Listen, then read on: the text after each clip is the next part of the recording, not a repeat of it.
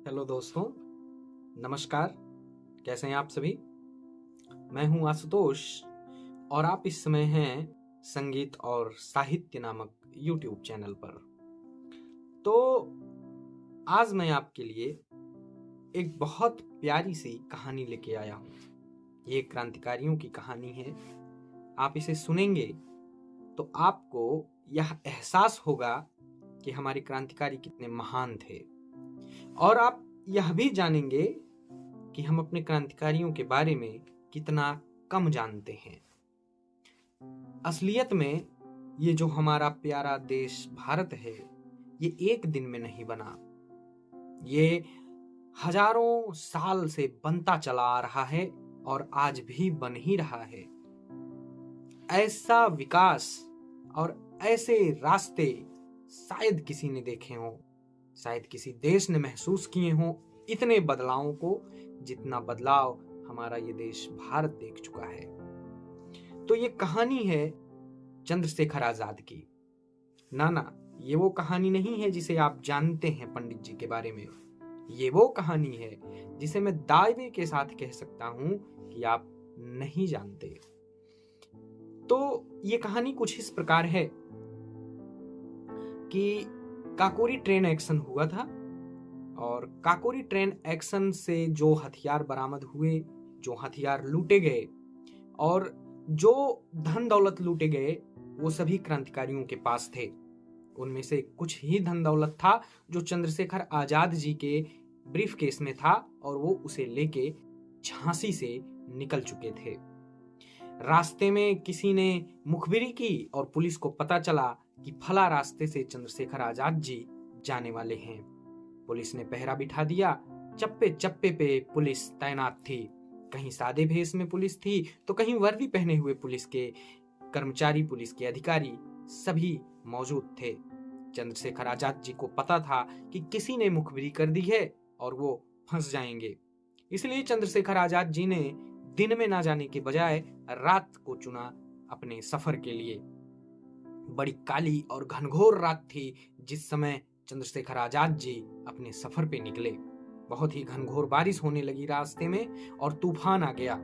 चंद्रशेखर आजाद जी एक गांव में पहुंचे हुए थे। पूरी तरीके से भीग चुके थे। वो जानते थे कि अब आगे वो जा नहीं पाएंगे, इसलिए वो एक घर का दरवाजा खटखटाए अंदर शरण लेने के लिए। जैसे ही घर का दरवाजा खटखटाए, एक बूढ़ी माताजी दरवाजे पर आई। उन्होंने कहा कि इतनी तूफानी रात में तुम कौन हो बेटा, और यहाँ क्या करने आए हो? चंद्रशेखर आजाद जी ने कहा कि मैं भारत देश का एक सच्चा नागरिक हूं माता, और मैं आपके घर में शरण चाहता हूं इस तूफानी रात में।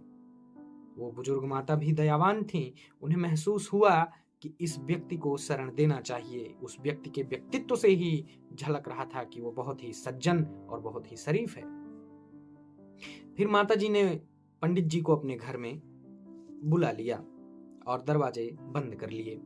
पंडित जी एक चारपाई थी, उसी पे सोए हुए थे और माताजी से उनके जीवन के बारे में बातचीत कर रहे थे।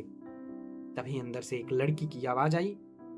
माताजी ने बताया कि ये उनकी बेटी है और उसके भरण पोषण की जिम्मेदारी उनके ऊपर है, क्योंकि उसके पिता का देहांत हो चुका है। उसके पिता अब इस दुनिया में नहीं है। चंद्रशेखर आजाद जी ने उस बालिका को अपने पास बुलाया और उससे पूछा, बेटा तुम पढ़ती नहीं हो? उसने बताया कि उसके पास पैसे नहीं है कि वो स्कूल का फीस भर सके और पढ़ने जा सके, इसलिए वो घर पे ही कुछ किताबों को लेकर पढ़ती है। फिर चंद्रशेखर आजाद जी ने उससे कई प्रश्न किए। चंद्रशेखर आजाद जी के सारे प्रश्नों का उत्तर वो बेधड़क और एकदम सही देती चली गई। फिर चंद्रशेखर आजाद जी ने अपने बारे में पूछा। कहा, क्या कभी आपने पंडित चंद्रशेखर आजाद का नाम सुना है? उस लड़की ने विनम्रता से अपने सर झुका दिए। बोली, वो तो हमारे देश के सच्चे क्रांतिकारी हैं, उनका नाम कौन नहीं जानता। फिर उसने एक एक करके कई क्रांतिकारियों के नाम बताए और उनके किस्से कहानियां भी बताई जो उसने अपने गांव के बुजुर्गों से, अपने गांव के लोगों से सुन रखी थी। चंद्रशेखर आजाद जी अत्यंत प्रभावित हुए। चंद्रशेखर आजाद जी ने उससे पूछा कि तुम जीवन में क्या करना चाहती हो? उस बालिका ने बताया कि मैं आगे पढ़ना चाहती हूँ, अपने देश के लिए कुछ ऐसा करना चाहती हूँ कि उसका देश आगे बढ़े, उसके देश के आगे बढ़ने में भी उसका कुछ योगदान हो। और ये कह के वो अंदर चली गई। चंद्रशेखर आजाद जी भी आंख बंद करके लेट गए और अपने आगे के प्लानिंग के बारे में सोचने लगे।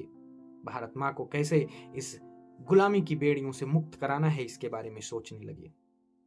सुबह हुई, जब आंख खुली तो वृद्ध माँ ने देखा कि जिस चारपाई पे पंडित जी सोए हुए थे उस चारपाई पे कोई नहीं है। उस चारपाई के ऊपर एक ब्रीफकेस रखा हुआ है और उस ब्रीफकेस के ऊपर एक कागज रखा हुआ है। उस कागज में चंद्रशेखर आजाद जी ने लिख रखा था कि प्यारी बिटिया, तुम्हें धन की कमी महसूस नहीं होगी, तुम अपनी आगे की पढ़ाई करो और इस देश को आगे ले जाने में अपना अमूल्य योगदान दो।